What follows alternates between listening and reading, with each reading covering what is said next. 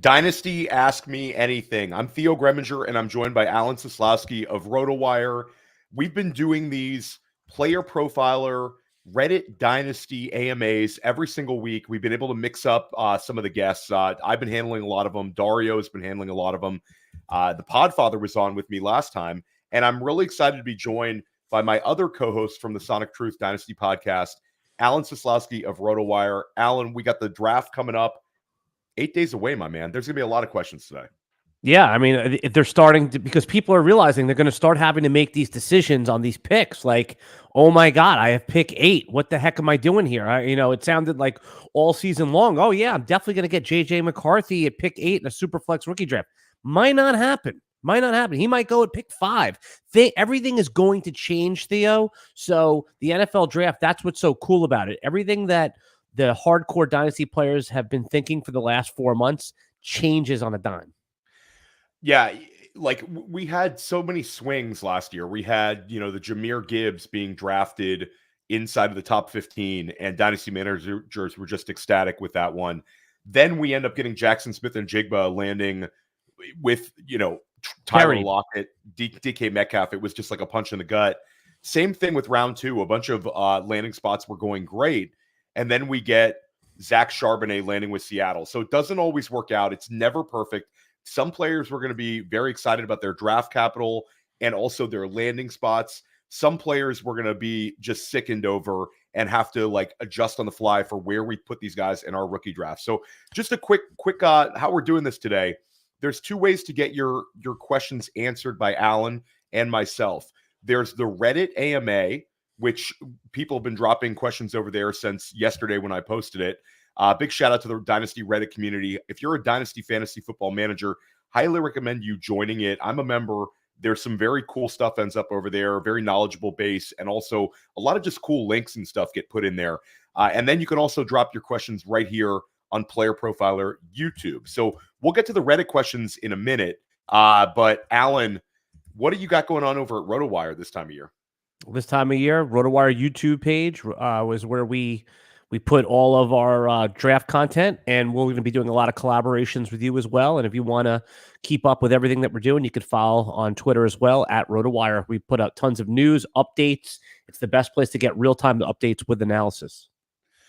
So, Alan, we'll start out with our first question in the Reddit AMA is, other than the Falcons taking a wide receiver or the Vikings trading up into the top 5, what is one draft day move or selection that you want to see just for chaos? Yeah. And why don't you talk about your answer with that one? Yeah, totally. So, yes, on a Sonic Truth podcast, we discussed Peter Schrager of the NFL Network's mock draft 1.0, and I think it makes a lot of sense, and it does cause chaos. And specifically, what it has there was the Giants moving from pick 6 up to pick 4 in a trade with the Arizona Cardinals and taking JJ McCarthy. And this is realistic. The Giants have not been happy with Daniel Jones, right? The Cardinals would still presumably be able to move back 2 spots, gain some draft capital, whether it's an extra second or, a couple other day 2 picks, and also get one of the quote elite wide receivers, right? Because if they stick and pick, I think everyone has them earmarked for Marvin Harrison Jr.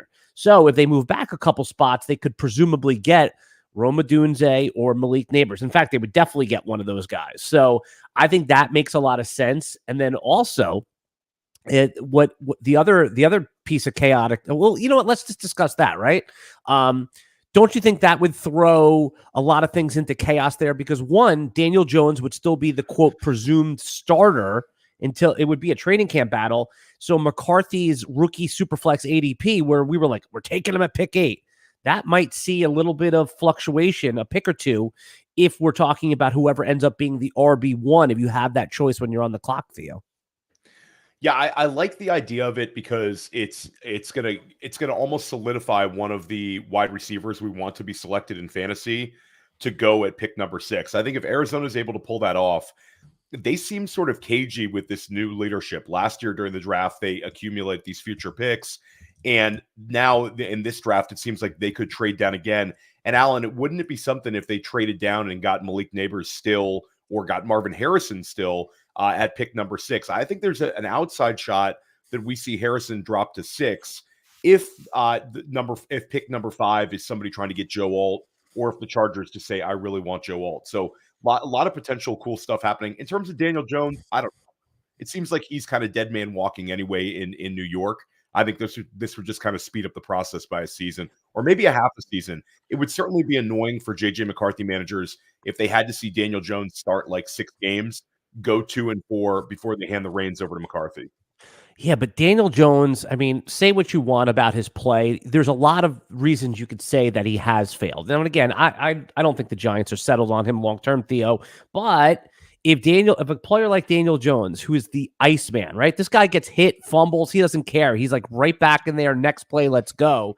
You could see a situation where if he has his back against the wall and this Giants regime, right, with Dable and Schoen and all the front office guys, this is kind of like a hot seat situation, right? And if Daniel Jones is the clear better quarterback in 2024, they're not just going to hand the reins to McCarthy. They'll tell themselves the story where Patrick Mahomes even sat a year, right? And if Patrick Mahomes can sit a year, anybody can sit a year.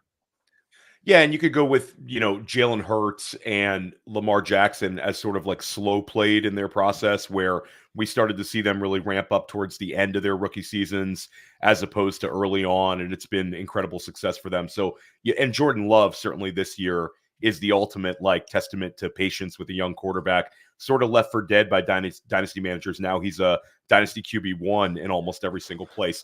Let's take a question in the chat, and this is right up Alan's alley. Look at how long this question is. It literally covers us.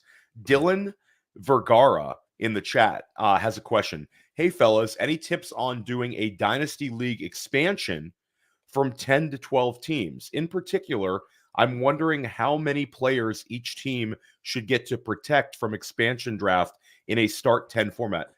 We would need the total numbers on the rosters for this question, Alan? I mean, let's assume 25 bench, 10 starters, 35 total. I mean, I think that's you're not going to be too far off from that. Yeah. So your dispersal draft would usually it's not a dispersal because it's not like 2 teams were vacated. They want to take their 10-team league and create, like, people actually have to contribute to the dispersal. It's normally in a dispersal draft, there's 2 abandoned teams, and at least there's like 3 or 4 good players on each team, so they can disperse them up. This is completely different. So I actually have a good suggestion for this one, right? Okay, Theo? go for it. So keep your 10-team league as is, right? And this is just one solution. We'll come up with a couple. The other one is start another league with the other 2 teams. Now you have 2 leagues. I mean, listen, dynasty players, there was a time where you had like 2, 3, 5. We talked to Josh Larkey yesterday. He had 8 teams. Theo, you and I have 40 teams, right? Yeah, more teams, the better. And then you get to do a whole startup draft. So talk to the other managers, see if they'll do a whole nother draft. It doesn't have to be like the same price. If you're doing 100, you could do a $50 draft. Now, if that's not the case, like if you just you don't want to do a whole nother draft, then I would only let people protect 7 players, a third of their roster. So whatever that is, 10 players. So you know what it probably is? It's probably there's guys in the league with really loaded rosters, and they have some of the elite players in Dynasty, and they're like, I don't want to start another league. I want to have a leg up on these 2 people we're allowing to come to the league. 2 leagues. You have a league that's existing, your 10-teamer, but like, hey, let's start a new one with 12 people. More leagues, the better. And let's take a trade question from the chat. This is, sorry, I clicked the wrong one. This just real quick, before that trade question, which one of those do you like? Starting a whole nother league, keeping your existing league? I always like your starting another league one, Alan. I think that's definitely would be, if me and you were in the situation, we would just start another league. Some people don't have the bandwidth for our sort of style. Right. So option B is allow people to keep a third of their roster. 2/3 have to go back in. There you go, Dylan. I hope this one helped you. Alan, on the fly, I knew that would be right up your alley. Let's take this one. This is fun. This is a good trade question from Burrow Bust. I guess this person does not really like Burrow. Or maybe it's Burrow or Bust in their trade. I don't know. But Burrow maybe it's Bust ironic. It's ironic. Yeah, exactly. So we've got Michael Pittman and a 2025 third, or Stephon Diggs, the 2024 109, 302, 2025 second. Which side? I'm going with the package on this. Yep. I think this is a package for me. I'm getting as much as I like Pittman, he's very insulated. But at the end of the day, I'd say that even though I would bet on Michael Pittman having a better fantasy season than Stephon Diggs, it's not like a 80-20 scenario. It's probably like a 60-40 at this point in Diggs' career, because Diggs could be in store for, that Houston bump. We've seen how frequent the spike games were last year for Tank Dell, Nico Collins, Noah Brown. All of them had spike weeks. Why can't Stephon Diggs have enough spike weeks that even if his scoring is inconsistent next year, he has a few of those 25-point weeks mixed in, and he ends up wide receiver 15 and Pittman's wide receiver 16. A lot of things could go on to turn down that package, Alan. And remember, we explored a scenario yesterday, according to that same mock draft, where Indianapolis trades up to pick 9 with Chicago and takes Malik Neighbors, who fell, right? So, or just a wide receiver that fell. Indy's in the market for another big-time wide receiver. And if they get a wide receiver that has even higher draft pedigree than Michael Pittman, and again, that's kind of like tongue-in-cheek because Pittman's been paid. Once you've been paid, your draft pedigree goes away. That whole conversation goes away. So this is a fair trade. And let's put a player, for example. When I say a player, I don't mean like a specific player, but 109 is either going to be RB1 in this class or it's going to be QB4, presumably, right? I mean, Does this person mean single QB? Because Alan, it seems like if this is Superflex, it's a massive overpay. 109 in Superflex gets the conversation somewhat started for Pittman.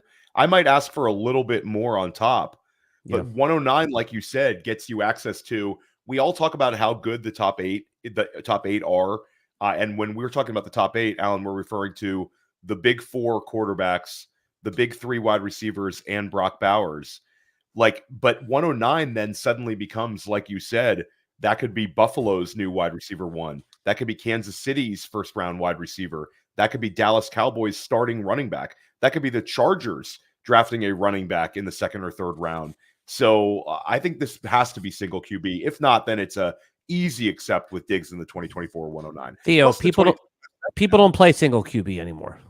They do. And you got some people angry in the Sonic Truth, so I have more single QB leagues. Alan probably has. How many single QB leagues do you have left in your portfolio? 1 redraft league. That's it. Okay. Out of 43 leagues, Alan literally puts his nose up in the air. Like I'm not against it. I'm not against it. I just think right. I mean, you're a scoundrel. I just think that, again, you talk about like dynasty leagues that start in 2023 forward. I would be, and then, if you're talking like a sleeper centric world, and I know you're talking more FFPC there, where, it's 2-2-2, meaning 2 running backs, 2 receivers, 2 flex. Again, I guess my hive is a little bit more in the sleeper world with, start 10, 11, 12s, and then of course super flex. But you're right though. People still play in single quarterback leagues, but you sound a lot like the people that were still calling non-PPR standard for a long time.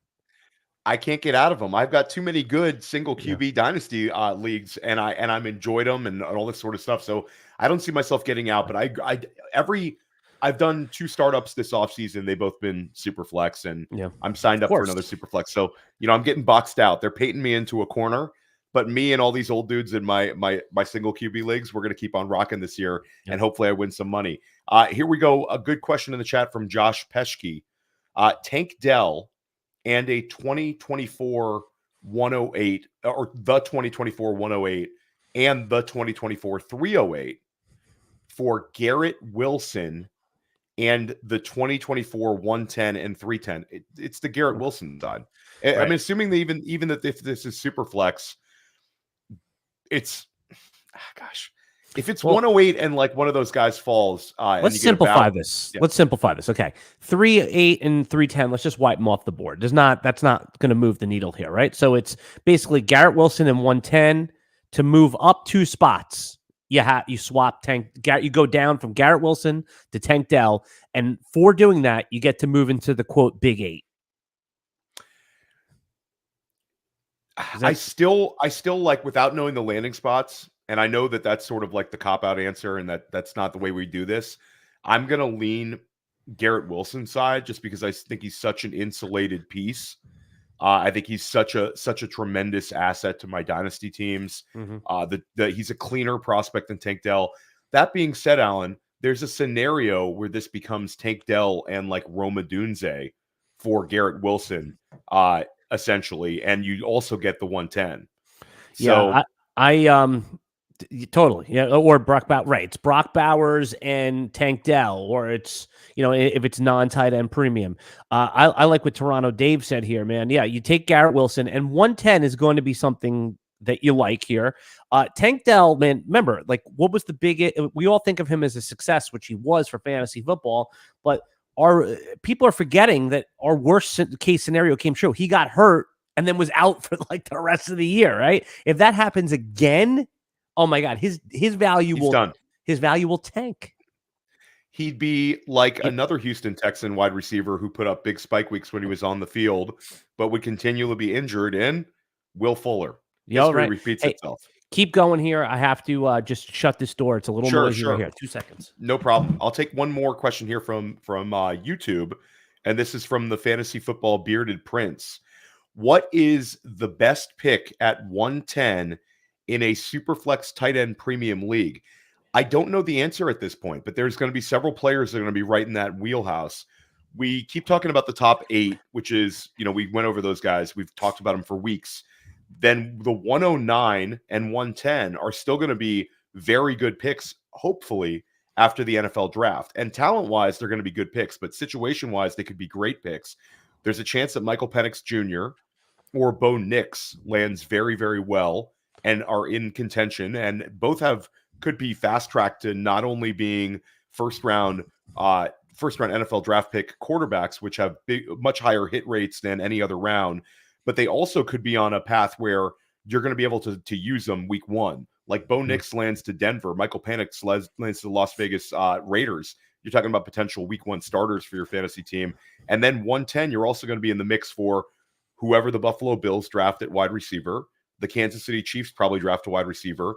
And then the Brian Thomas, Adonai Mitchell group could go as high as 15 to Indianapolis, high as 17 to Jacksonville. And then, like Alan always reminds us, there's going to be a running back that we are head over heels for at the end of day 2. Jonathan Brooks, Jalen Warren, whoever it is, Benson, Wright, Benson. It doesn't matter who it is. Yeah. Marshawn Lloyd. But you have the Chargers, you have the Cowboys, and then you have a couple of other low-key spots like Carolina, the Giants, where you could see like an immediate pathway to the RB1 spot. So, Alan, do we handle that question? Yeah, it says, what is the best pick at 110 Superflex? The one thing that you said that I think that we don't talk about enough is that once we digest the landing spots, it is likely to be Bo Nix or Michael Penix, right? Because what if in the scenario we just outlined a minute ago, Theo, where we said the Giants trade up to get QB4, Minnesota, if they can't trade up, they have pick 23. That seems like QB5 spot for them, right? They're not going to waste pick 11 or whatever they have there on a quarterback when they could just take a quarterback at the 23rd spot, which is the pick they traded with Houston. So I think that player automatically then is in consideration for that 110-ish to the end of the first round. Going back to Reddit, we had a couple of tight end questions. Do you feel Evan Engram is consistently underrated across dynasty leagues? He probably won't repeat 140 targets, but he seems like a locked-in top 6 to 8 tight end. How do you feel about the long-term outlook for Pat Freiermuth after the injuries disappointing season last year? So why don't you take the Engram one, and then I'll take the Freiermuth one? Yeah, basically, Evan Engram is just the latest of the easy to start, meaning like you just start him, even if he has a down week, you're playing him again. Quote, undervalued, boring tight ends, Theo. Like, a couple years ago, Engram was like a player we were excited about. And then what happens is dynasty players get bored of certain players. They have less market appeal, less sex appeal. And by the way, that's a good thing, right? I can't tell you how many winning teams I've had filled with Tyler Lockett's and Keenan Allen types and players that nobody wants. For years, Mike Evans fell into this, and he was sexy, then he was boring. So Evan Engram is the latest guy where you set it and forget it. Now, is Evan Engram going to win you the league? He has that upside, but he solves a problem so you can focus on other parts of your team. this question on Reddit from Fun Version is really smart question, because you can pick the round you want Evan Ingram in. You can load up your roster and startups with some of the other positions that are more valued, quarterback and wide receiver. So yes, I think Evan Ingram, and then even in our redraft leagues, guys, I think that Evan Ingram is going to be the target if you don't want to play in the sexy Sam Laporta, Trey McBride zone. Yeah, I love that one. I said he's undervalued in startups. He's undervalued in the trade market. And I think that the Ridley loss helps him and further cements his targets this year. So again, might not get the 140, but I think this is one of very few tight ends that we can safely say will have 120 or more targets next year. Theo, I think it's more about, like, again, I love that you're talking about projections, but it's more about like confidence, right? Like if Evan Ingram has a 3 for 38 week, you're not even blinking. You're starting him again. But if you like start, I'm just going to use a name from last year that was popular, Chigakonkwo, and he has a 3 for 38. You're like, oh my God, I have a problem here. Then you start like giving away your 3rd round picks to try to get something else. And then that doesn't work out. And then you're just like chasing your tail. It's the dog chasing its tail. The most valuable part about Evan Ingram is it's coming at the end of the season. You set it, forget it. I mean, I know that's a kind of like a cliche popular term, but it actually does apply here. Yeah, I like the way you talk about that. And I'll say that that's one underrated aspect for having lots of teams. When you have a lot of teams in fantasy, whether it's redraft or whether it's dynasty, you don't want to have to make too many weekly start sit decisions. That slows up your process. You could literally be pulling your hair out. So as fun as it is to stream tight ends, to stream quarterbacks and try to get it right, you want those kind of set it and forget it guys. So I love that. And I'll take the second part of the question. I think Pat Freiermuth has a chance to bounce back this year. You're talking about a guy who was a 2nd round draft pick, who through his first 2 seasons was top 10 all time in receptions by a tight end in their first 2 seasons in the NFL. He was really had a great start to his career. Then last season was just a completely lost one. But now he gets Arthur Smith, and Arthur Smith has been a frustrating coach for fantasy, but his tight ends have always had a lot of success. Jonnu Smith had his career season in Tennessee under Smith in the great Derrick Henry season. I think Jonnu Smith was like their leading receiver during A.J. Brown's rookie year. And then last year, they had, if you took Kyle Pitts and Jonnu Smith combined, their number of tight end 1 weeks was like, they had like 12 or 13 let's call them top 10 tight end weeks. I'd have to look that one up, but I think that they were consistently one of them scoring well as a tight end last year. The only annoying thing was you drafted Pitts early and it was Jonnu Smith with all those tight end 1 week. So I think Smith is a win, and then take away the fact that Deontay Johnson is gone. So it's another player who sort of would have commanded targets. There's sort of an opening for Pat Freiermuth and also Jalen Warren to take steps forward as receivers this year. Yeah, man, Pat Freiermuth is the other player that he's basically been thrown into the bargain thing. You know, like, remember we used to walk into record stores, there would be the dollar tape bin. Remember back in the day? Oh yeah. Yeah. Where was your go-to? Where you were a Tower Records guy back in the day, Alan? Record World.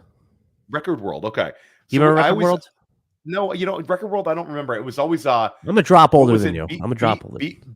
Was there like a I know Tower Records, there was only a couple of them, but that was always fun. Cool spot. Virgin Records back in the early. Wasn't there like a B Goodies or something? What am I saying? There was Sam Goody. Sam Goody, that's the one. That's the one. Right. Yeah, and Long Island, there was Crazy Eddie. Remember Crazy Eddie? And the Wiz. So the Wiz. The Wiz, yeah, we had the Wiz. Okay. I grew up in Washington D.C., so we had the Wiz. We had Tower Records. We didn't have Crazy Eddies though. That wouldn't have flied. Yeah, well, that was a complete Long Island thing. So the Crazy Eddie was his whole. It was a great shtick. His prices were insane. Applied Literature says it's still open. He says come down to Austin, Texas. What's still open?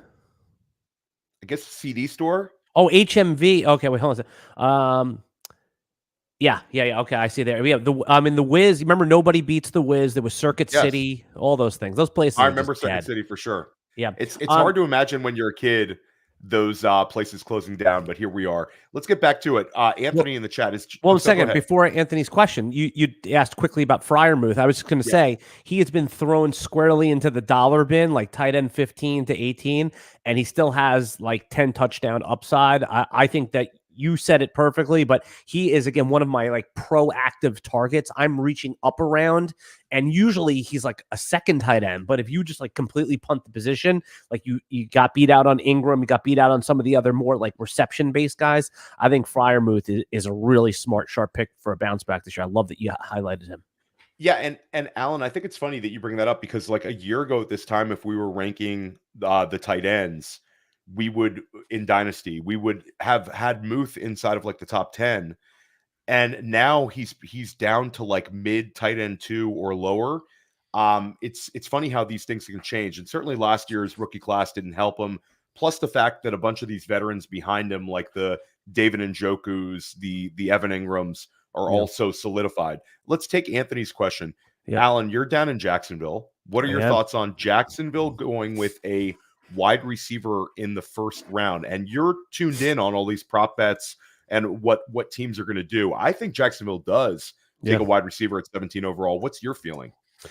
I think that would, I mean, it depends on who's there, right? They probably have a player they like. They could move up, they can move down, but it seems with the departure of Calvin Ridley, I mean, they added Gabe Davis to the mix, but I don't think that was like a Calvin Ridley replacement. That's more like a Zay Jones replacement in case he's not back, right? Zay Jones didn't resign, if last I read.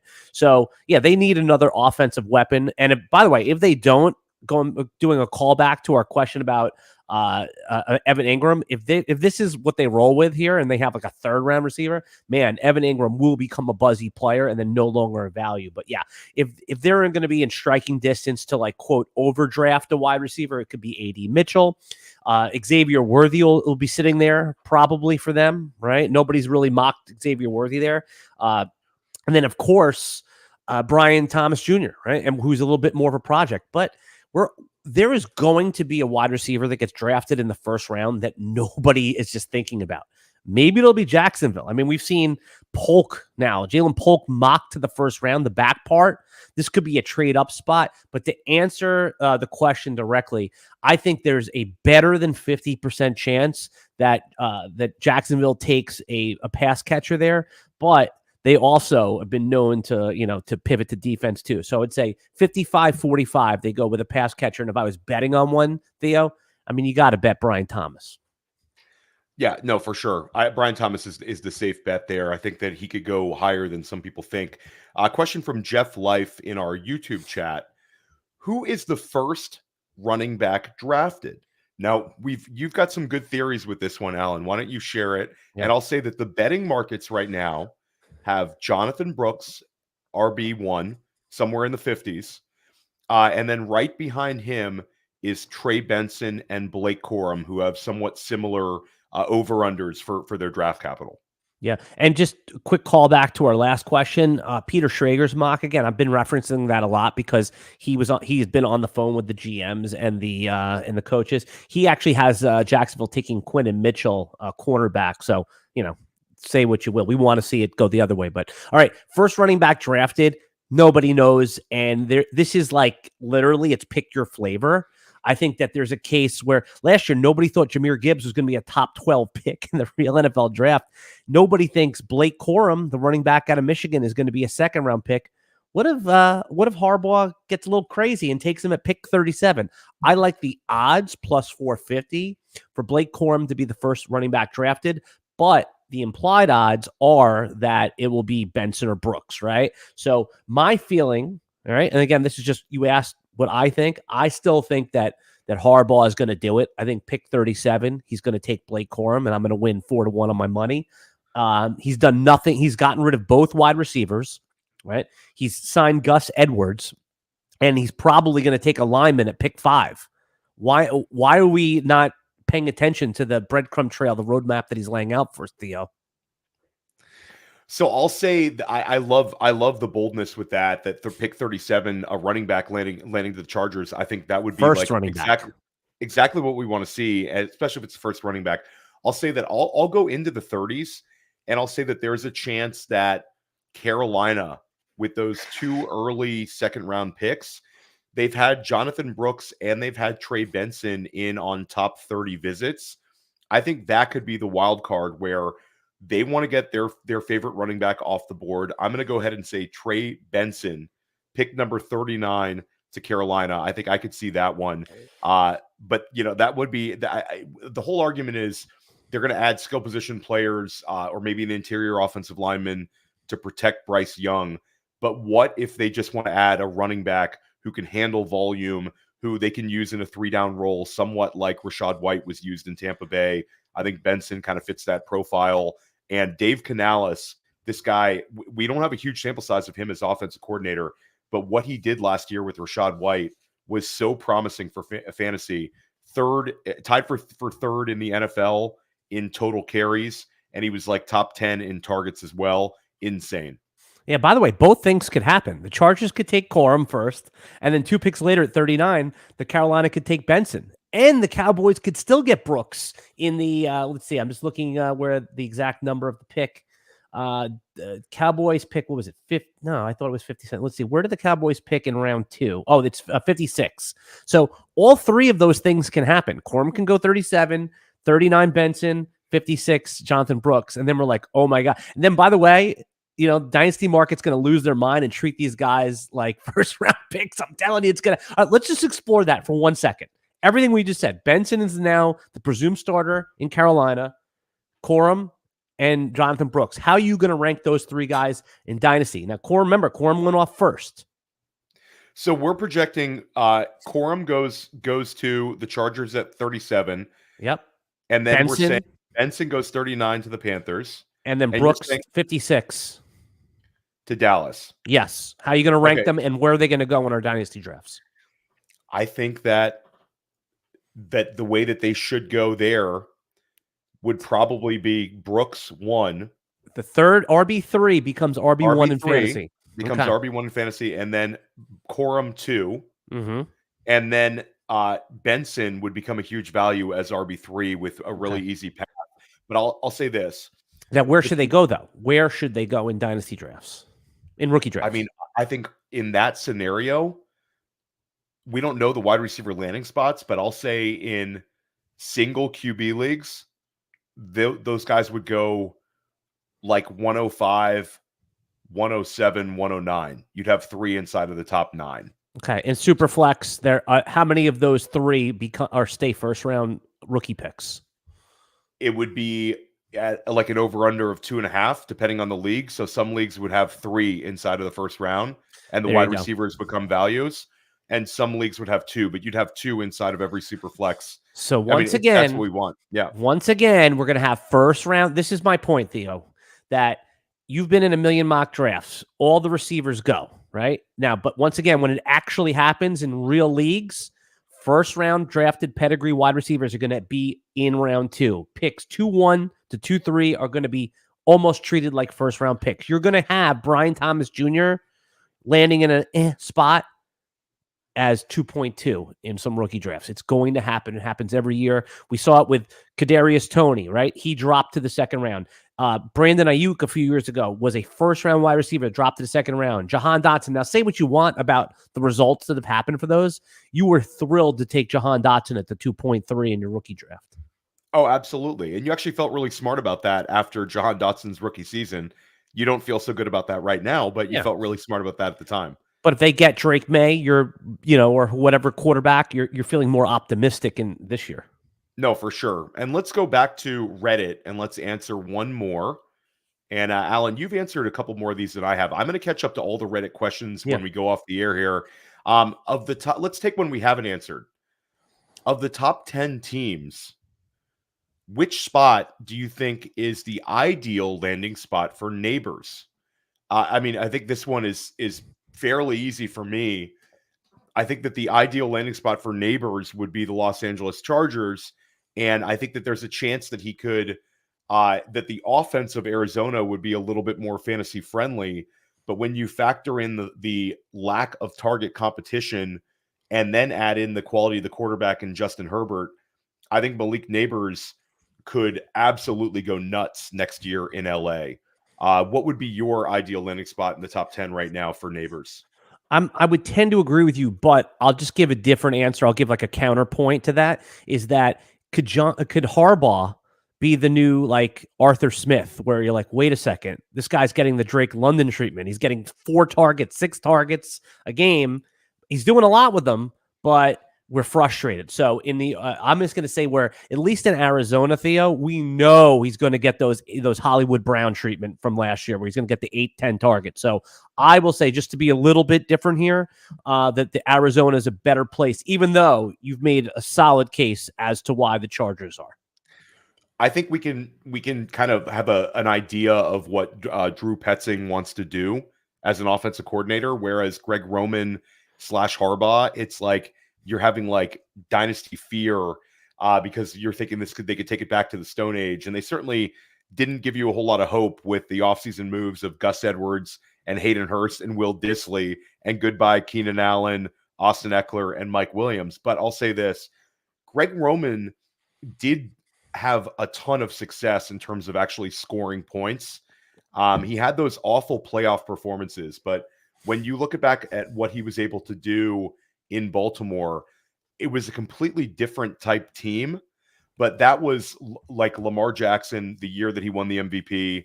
That was the Ravens setting the NFL record for most rushing yards by any team in the history of the NFL. So like Roman knows how to operate an offense. Maybe his time away has sort of awoken him, and we're actually going to see Justin Herbert exceed expectations, because Herbert's dropped so far in terms of like his underdog value. He's like quarterback 14 in redraft right now, and in Dynasty he's dropped off considerably further than he was last year. So that'll be one really interesting one. I have a question. Am I allowed to ask an AMA question to Theo? It's ask me anything. So you can ask me literally anything, Alan. Who is the biggest name, superstar, name brand player that will be traded on draft night? You know, I was trying to come up with this myself. And you can hot take it, by the way. Hot takes are okay here. Okay, hot take. I still think that there's a chance Brandon Ayuk is moved on draft night. I think that I'm not sure I'll say the New England Patriots. The New England Patriots have the 33rd overall pick. They have a lot of cap space, and I don't think San Francisco wants this, but I think that there's a chance that New England could offer them a little bit extra. How excited would Patriots fans be if they not only got Drake May, but then they added Brandon Ayuk, and then they give him a big contract extension? And then for us fantasy managers, we don't have to worry about, oh no, the Patriots drafted a wide receiver, we're going to bet against him. We're going to get the Patriots going and acquiring a wide receiver that we've already seen thrive in the league. So how about Buffalo pick 28? They say, hey, give us Ayuk, we'll give him the contract. Here's pick 28. So that's the one I that makes the most sense. And I actually think that that's the team that would be most likely to trade their first round pick straight up. Mm-hmm. But Buffalo has such weird contract problems on the books. So 2024, like they get a lot of relief in 2025, but they have issues with the cap that a team like the Patriots or the Commanders or the Jaguars, for that matter, don't have to deal with. So I would love to see Buffalo do it. I just don't know. And NFL teams sometimes find a way to make these things happen. That's what I was going to say. The cap is not prohibitive, because remember, the thing about the salary cap, and again, I am not a cap expert, but I have done a little digging on this just to like understand it better, is that the cap is not a 1-year cap. It's basically they have to spend the cap over 3 years. So if I'm just, for example, 80% of cap in 1 year and 115% of cap in another year, I'm still under cap. Right? It's a 3-year span that they have to spend the cap. So yes, and also I'm sure that anything you're talking about here projects over that amount of time, but they can make it work if they want the deal to work. It's not prohibitive, the cap, for the most part. Look, we just saw a team cut Russell Wilson and have to pay like $40 million, and he's not even going to be there, right? So the cap is not prohibitive. It's something to pay attention to, but it's not going to stop them from making a move they think that can win them, to get them to the Super Bowl. Yeah, I hear you to an extent, and certainly that would be the best like fantasy outcome for Brandon Ayuk. I think we'd be going crazy with his valuation in Dynasty if he was the wide receiver that Buffalo ends up getting. But like just like we talked about with the landing spots, sometimes the trade landing spots, the free agent landing spots also don't work out for us. And we kind of need to kind of galaxy brain our way to it. Let's get right back to the Reddit questions. What is the opportunity cost in drafting Brock Bowers at the 104 in single QB, non-tight end premium?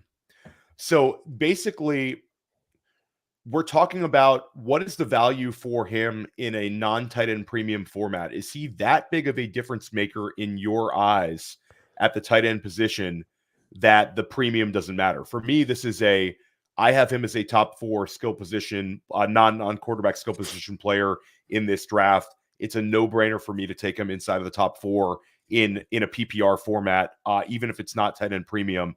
I just think he's that good. And I do view him as a big difference maker that could have multiple top 5 seasons. How would you answer that one, Alan? Yeah, I would say if Brock Bowers had the letters WR next to his name, you wouldn't even blink an eye on this. The premium doesn't matter, right? If, by all accounts, a team that's taking him inside the top 10, top 15 has a pass-catching role carved out for him, they're not thinking like, okay, what can we do to make Brock Bowers a good blocker, right? I'm sure he's perfectly fine at that. So this is going to be landing spot dependent, just like any of the other wide receivers are, right? Like if Rome Odunze ends up as the 3rd wide receiver in Chicago, we're not going to, be as excited about him. He's not going to have as much immediate value there. The same thing goes for Brock Bowers, right? Brock Bowers ends up in a place where it's so obvious they're drafting him to be a pass catching role. Forget like tight ends take a long time to develop. That could be true, but if like the Jets take him, like that's a popular landing spot for Brock Bowers. Aaron Rodgers said it's a 1-2 year window. Robert Saleh, it's either win now or it's goodbye, looking for your next job here. So if Brock Bowers is indeed drafted, I just say ignore the TE. Don't worry about the premium. Treat him as a WR. And, by all accounts, that could go wrong, but it could go wrong for anyone that you draft. I mean, look, last year, Quentin Johnson busted, even though that could have been a little bit more predictable. He was a first-round wide receiver. So it's becoming more and more like blurred line. Dalton Kincaid is a good example from last year, right? You weren't really treating him like a tight end. You were treating him more like a WR. So that's how I would play Brock Bowers. I have no problem taking him if you think he's a better player than some of the other wide receivers, Theo. Yeah, and that's a great point. Brock Bowers, I liken him to like a Jordy Nelson, an oversized Jordy Nelson with a little Shannon Sharp. Some people hated that, but some people loved it. But I think if I told you, hey, there was this freshman wide receiver at Georgia who had 13 touchdown catches his freshman year, I think you'd be super hyped. Then you say that it's a tight end, we should get even more excited. So yeah, I'm with you. We have a question in the chat here, full PPR Superflex Dynasty League. His quarterbacks, or this person's quarterbacks, are Stroud, Cousins, Kyler Murray. They were offered the 101 and Breece Hall for CJ Stroud. Their wide receivers are Tyreek Hill, Justin Jefferson, Tank Dell, Drake London, Christian Kirk. Running backs, not nearly as strong as the wide receiver spot, but some utility with Tony Pollard, David Montgomery, and Zach Moss. So this comes down to, do you pivot Breece Hall and Caleb Williams or CJ Stroud? Yes, I'm taking the package. Yeah. Yeah, I mean, CJ Stroud, it's so easy to see him being like QB 14 next year, right? Like if things go wrong. We've seen Mahomes become QB 8 or 9 in just like a seasonal format. And that's after he's already established himself like, hey, I'm the guy. So if CJ Stroud has any sort of a setback here or just misses time and is like just inside the cut line QB 11, the dynasty market's going to react because he hasn't done it twice. Once you do it twice, you're kind of like a made man. So getting, a free Breece Hall here for, I guess, what's one of the better prospects in the Trevor Lawrence sort of vein right there. That's a gamble I'm willing to take. Caleb Williams in redraft is somewhere between QB 12 and QB 15. There's high confidence in him. And even if you get that package, you could still pivot off. Like say you have that 101 Theo and you want something with a little bit more floor, you can get Jared Goff and even another asset on top of that. Not a difficult decision for me. I would say, here you go. Here's CJ Stroud. Give me 101. Give me Breece Hall. And if it was a year ago, and obviously what you do in an NFL field matters more than anything in your prospect profile. Don't get it twisted. But a year ago, if I told you you could take you're in your live in your rookie draft and you're about to take CJ Stroud, and I say I can guarantee you can get Caleb Williams next year. I'll give you the 101 next year. You would take that deal in a heartbeat. A year ago at this time, it wasn't close for Caleb versus Stroud in the fantasy community. Now, certainly CJ Stroud has earned everything. I think he's an absolute stud. But at the end of the day, 1 year from today, these values could flip. Caleb Williams comes out. I mean, 1 year from today, Caleb Williams could be valued higher than CJ Stroud. I wouldn't bet on it. But if you gave me some kind of odds, if you went to Crazy Eddie's and you found the guy in the back who took bets, I might sprinkle that one. Well, you are getting odds. You're getting Breece Hall for the risk. I mean, That's right. you're getting literally the RB1 in Dynasty. I mean, he'd be my RB1. If he's not yours, he's 1, 2, or 3, right? I mean, like he's top 3 for everybody, unless right, you're doing it wrong. That little risk, I mean, that's a really compensating you for the risk. I would say, like, hey, here's Chris Olave. Here's wide receiver 11 for your risk. I mean, that's a little bit more palatable. I know that RBs are devalued in Dynasty, but the elite ones are still keeping their value. They're still worth every bit they were 10 years ago. Yeah, and Randy Schmidt is keeping it real with the why are you asking for help on that one? Just hit accept before the other manager adjusts that one. Everyone is all playing with different experience levels in Dynasty, right? So they it's a great deal, and sometimes it's such a good deal you need to ask. Like when something's on sale and you're like, "Oh my god, why is this amazing TV like $190?" I like it doesn't make sense. So you ask, like, what's wrong with this TV? What's wrong with this deal that I'm missing? So Fell out of the box. Yeah, it was. That's right. Josh in the chat. Another good question from Josh. Is Austin Eckler now a value in seasonal drafts? And I think that if you look at the underdog marketplace or early redraft, you can always kind of have a little bit of a correlation between Dynasty in a sense, because it's what people are betting on for this particular year. And when you get to older running backs, that's what you're doing. If you take on an older running back in your Dynasty team, certainly if it's a buy, you're looking for short-term utility. Whether it's an Eckler or whether it's a Derrick Henry, you're not thinking 3 years. You're thinking this year. Austin Eckler, now a value. I don't know about this one. I think once it starts to kind of go sour, then it doesn't always come back. It doesn't always flip. You also have the fact that Justin Herbert was targeting Austin Eckler every single year. That was like beautiful chemistry that Eckler had as a receiver out of the backfield with Herbert. Now, will he have that as a safety valve with a Jaden Daniels or a Drake May in Washington? I don't know. I don't know about this one. Yeah, I mean, what do you think? I'm probably staying away from Eckler. You know what, Austin Eckler, you know what his utility is in Dynasty? You're a team that has just ignored running back. You have built a nice Dynasty team over the last few years, right? You have nice receivers. You got a good tight end. Your QB room is rock solid, except you ignored quarterback. Like you're literally starting guys where you hope they get a touchdown or they're getting a 0, right? So straighten the picture behind you. It was annoying. I did it. I didn't even notice it. So shout out to Mr. Brownstone. Right. That was annoying. Here, so you need a running back. You've tried to get all the elite guys. Everyone's shutting you down, or they're asking for too much. Like you've tried like the mid-range market. You can't even get the Ramondre Stevensons. Austin Eckler is a player that smells, that's like stinky cheese, and like nobody wants him. So you can literally swoop in with a mid-round second or some depth pieces and go get him. He could have like a James White sort of PPR floor. When I say James White, he was like RB12, right? So Austin Eckler certainly showed signs of major decline as a lead runner, but in this particular situation, it's so easy to see him being like a 6 catch for 60 guys and getting you those 12 PPR points every week, and you could swoop in and just add him because nobody wants him. His value's so low, and I actually think that in teams that are starving for running back help, he might be an interesting gamble. So we're butting heads on that one. Alan, interesting gamble. Me, stay away. Let's go with a question in the YouTube chat. Non-PPR Dynasty. I was offered Anthony Richardson and my choice of either Travis Etienne or Kyron Williams for the 101 and the 2025 third. Again, this is a just take the offer. You're getting Anthony Richardson, who already is worth more than the 101 in most places right now. I don't know. And then I'm getting 101 might be worth more. I don't know about that. I'm in startups. I've been seeing a little more Anthony Richardson than Caleb, and Anthony Richardson ahead of where. And they're not that far apart. Let's say keep trade cut. These things are pretty even. Again, with Anthony Richardson, we saw him in a very small sample size.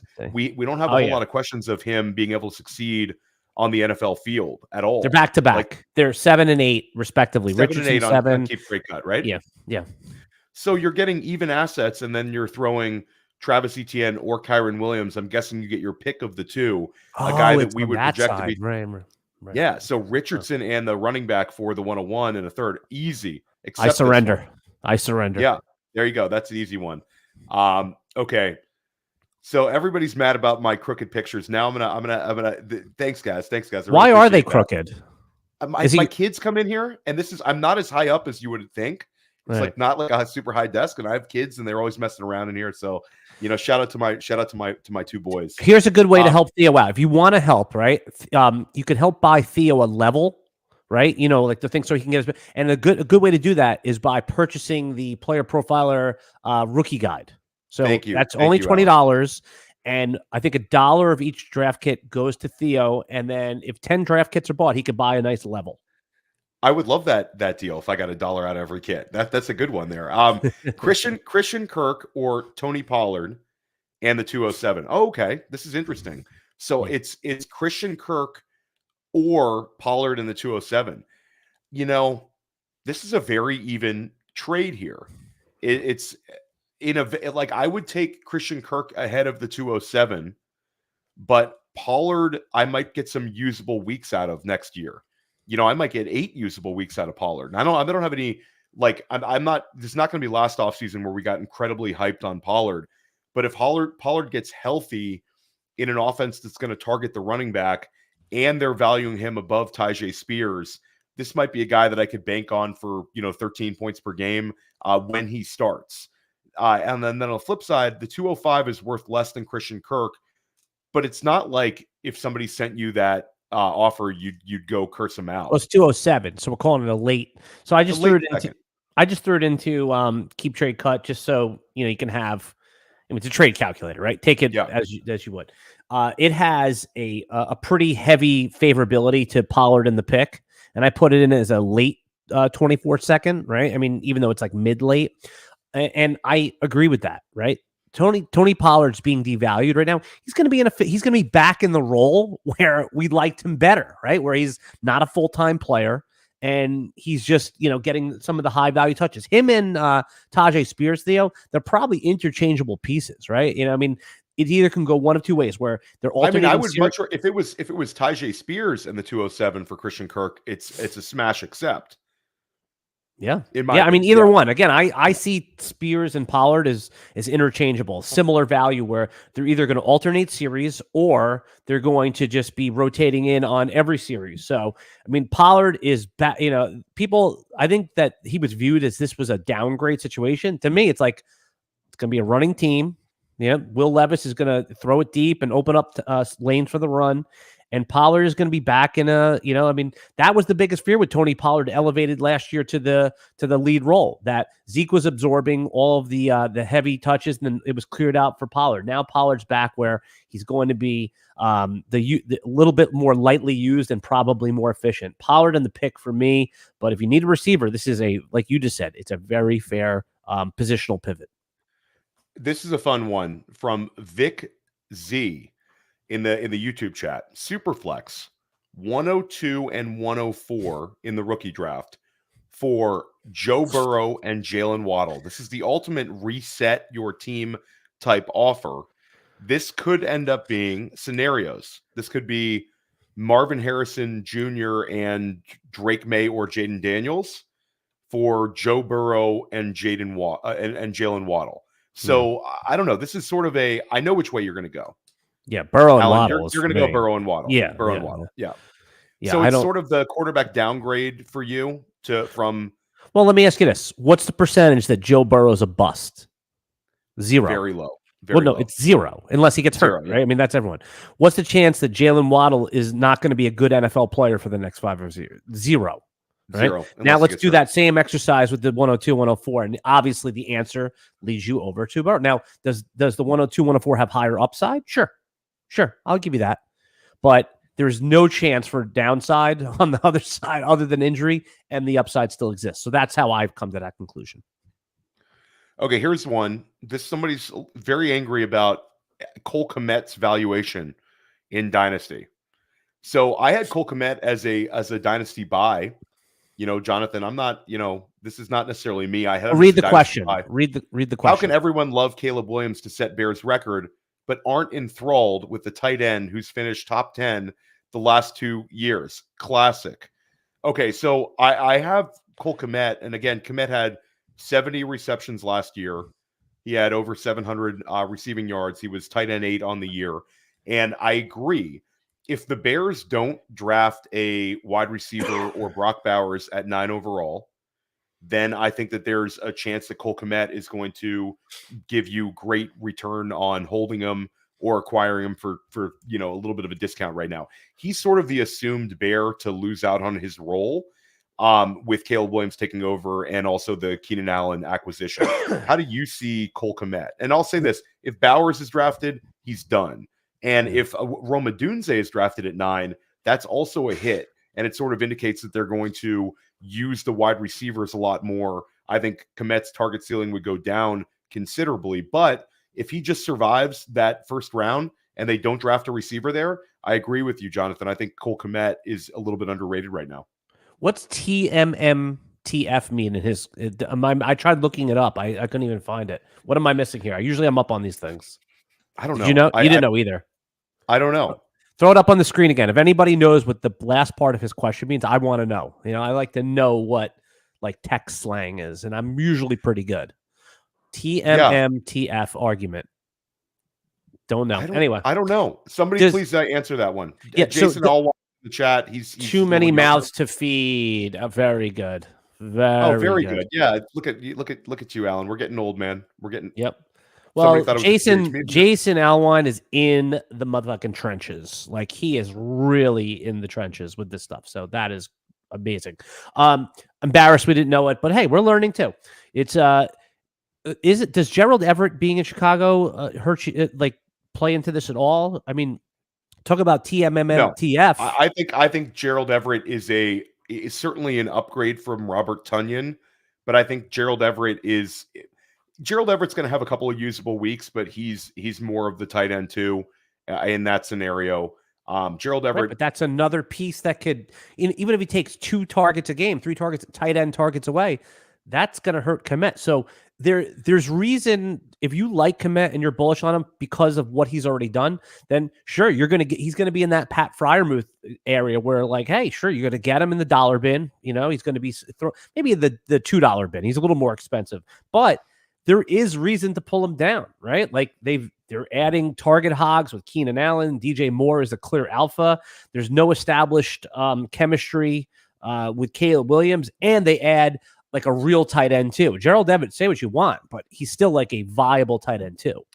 Yeah, I mean, it's not ideal for Kmet, but I don't think that the marketplace is valuing him. Like, go put it in any of your tight end premium FFPC leagues. Like, I've had a little too much Kmet over the years, and I tried to trim some, and I thought that the marketplace would be there a little bit more. And in that sort of profile, with his sort of 25-year-old age, you'd think that like FFPC managers would be lining up to acquire him. I don't think so. I think the market's very much looking at him as sort of a compiler that was in an advantageous situation rather than some guy with a lot of talent. It's an interesting point, though. I'm open to Kmet being like the surprise tight end 5 this year, right? Like, I'm not shutting it off. I never thought of it myself, so I understand the passion behind the question. And again, he's done it already, right? Like, he's been a good player. So maybe that's like, we're going to look back on this and we're going to be like, man, remember when that guy said in the chat, Theo, like, why didn't we listen? So I'm open to it. I mean, I hope he's right. I've got plenty of Kmet right now in my Dynasty teams. I would love that if he was the tight end 5 this year or something. And he actually was the one with the Caleb Williams bump That would be exciting stuff. Who said in the it? YouTube. Who was it? It was Flowosaurus? Florosaurus. All right, let's just say his name. So when he's right, we can say not No. guy. It was not Flowosaurus that brought this up, but shout out to Flowosaurus. He's in the chat a lot. Yeah. But Jonathan Steigerwald said it. Let's go with Vic has another interesting, an Italian guy, right? Steigerwald's an Italian name. There you go, Alan. There you go. Vic Z, PPR, Cortland Sutton, a wide receiver, or Evan Engram, a tight end. Straight up, I'm going with Evan Engram. Because Evan Engram gives me a big positional advantage, and I have him ahead of Cortland Sutton right now in best ball, redraft, and certainly in Dynasty. I think that's an easy one. We're going to go about 5 more minutes before we get Alan Seslowsky out of here. So get your questions in the chat. Dylan, shout out to your funny response to when we were looking to try to figure out what that was an acronym for. Dylan wins funniest response. So we'll do your question right now. In a 1 quarterback draft, would you What was his response? It was too many moms to F was what he thought it was. Yeah, I thought that was funny. I wish, I wish that was a problem I had. There you go. There you go. Dylan Gibson, in a 1 quarterback rookie draft, would you rather have 112 and 310 or the 206 and the 207? I'm going to go with the 2 second-round picks here, Alan. Rubber I will stamp. take 2 shots. Yeah, 2 shots on it. And more importantly, you're inside the probability to hit cut line, even in 1 quarterback, where as you get into that late third, even in Superflex, it's literally less than a dart throw. And we overvalue our ability to differentiate between the 112 and the 207. There's certainly tiers, and I think Alan and I are pretty good at saying these guys belong in this tier, these guys belong in this tier. But the further you go down, the larger the tiers become. And this year, after the NFL draft, our tier cut lines might be a little wider. There's a lot of scenarios where a lot of these wide receivers land well and some running backs land well, where 206, 207, that's the trade to make, I think, before the actual draft. Because I think once those landing spots are clear, the manager with the 206 and 207 is going to be able to say, my picks are worth a lot more. Look at the guys that I'm going to have access to. And in single quarterback this year, Jaden Daniels could also fall into that range, Alan, where you might have an instant starter for a single QB leagues. If Jaden Daniels runs for 800 yards this year, which is not an insane ask, I'm not saying 1,000. If he runs for 800, that's a guy you're going to want inside of your starting lineup, unless you're in really good shape at QB. Yeah, if only the Washington team had taken a quarterback like that with pick 2 that ran for 1,000 yards. I don't think. Oh wait, it has happened before. It has happened before. RG3. There it pick is. 2, 1,000-yard quarterback. History repeats itself. Remember that. We had a Jaden Reed question earlier that I didn't get to. So whoever put that in the chat, I got lost track. There's too many comments, but Jeremy Allsbrook as asking what we think of Dontavian Wicks. And this is a nice little preview. I have Ryan McDowell on today, and that's one guy we're going to be talking about because Ryan McDowell has him as one of his trade targets. So I think the whole argument is Wicks played really, really well in a small sample size, 6th round pick, but a lot of the analytical people are really high on Dontavian Wicks, and he sort of has it's sort of a bet on Christian Watson continuing to struggle to stay on the field, where Wicks sort of has a path to overtake Watson because of his reliability to stay healthy, and also the fact that he's a baller.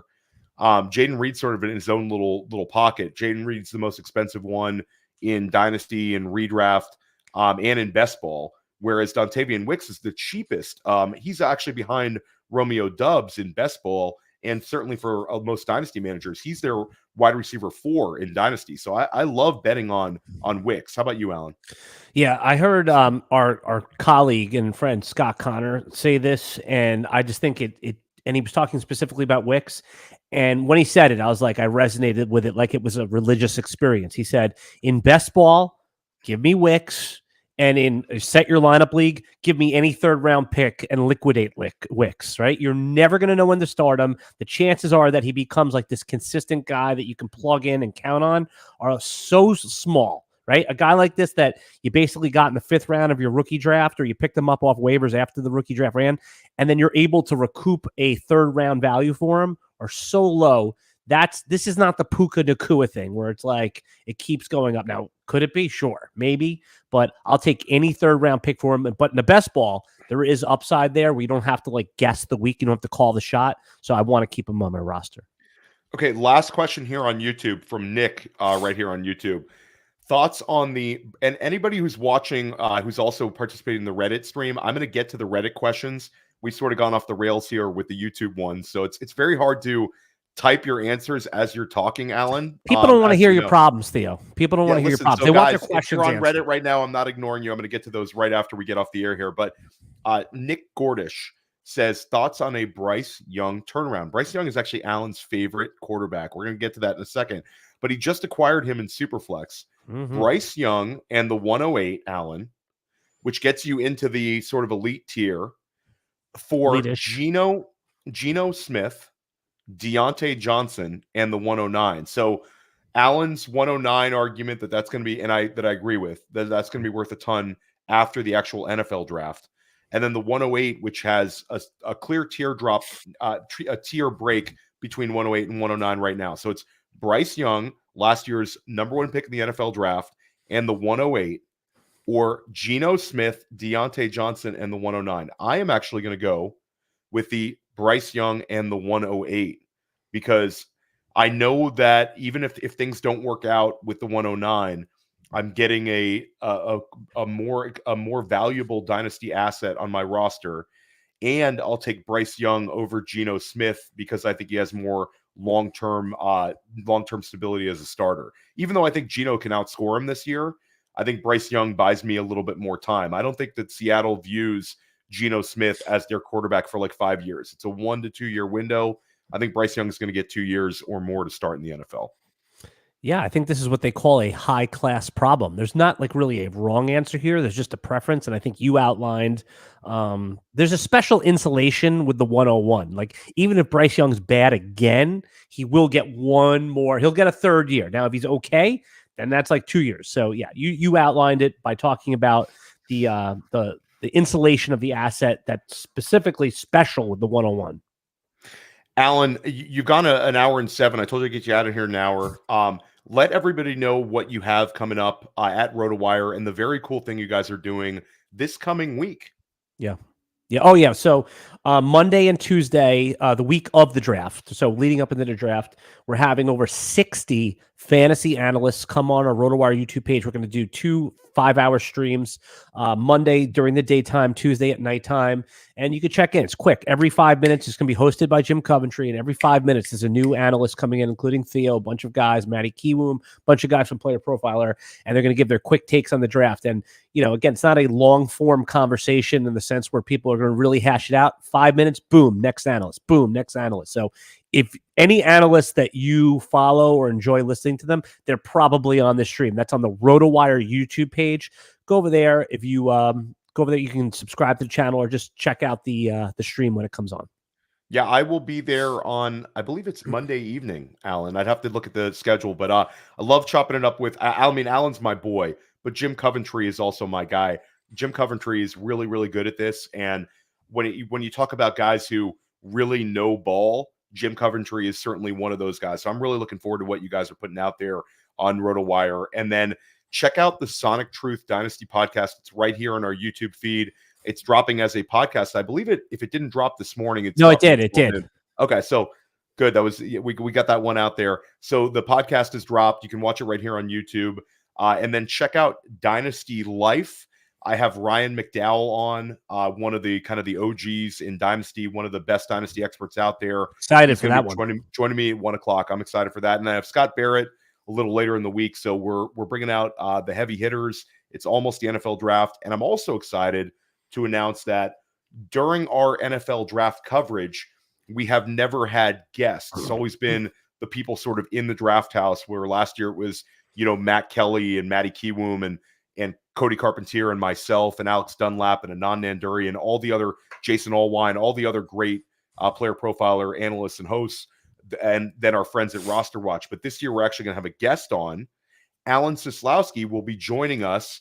We're to start out day 3. So we're going to have sort of a mini Sonic Truth half an hour intro. We're going to hold on to Alan as long as we can. It's going to be a little short one, but we're going to get Alan's thoughts on day 1 and day 2.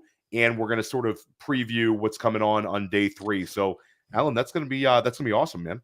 Yeah, no, I like the player profiler draft stream, and I like that on day 3 now that you're rotating guests through, because again, I like day 3. I mean, but it starts to become a little bit more like tedious. So by refreshing it, by bringing in some faces, having some conversations about the draft in general was a really good programming, creative adjustment by you guys. I thought that was good.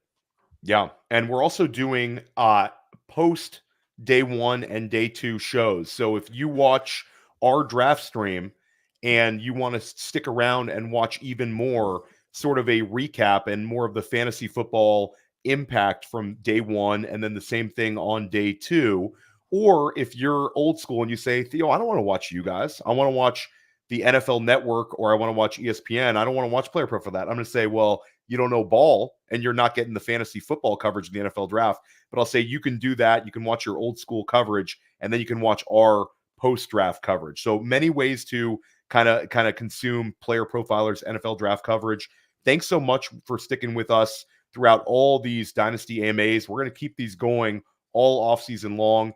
Get your questions over on Reddit. Get your questions here on YouTube. Thanks to the chat for being lit. If you enjoyed this, make sure you hit the like button, and we will see you guys soon.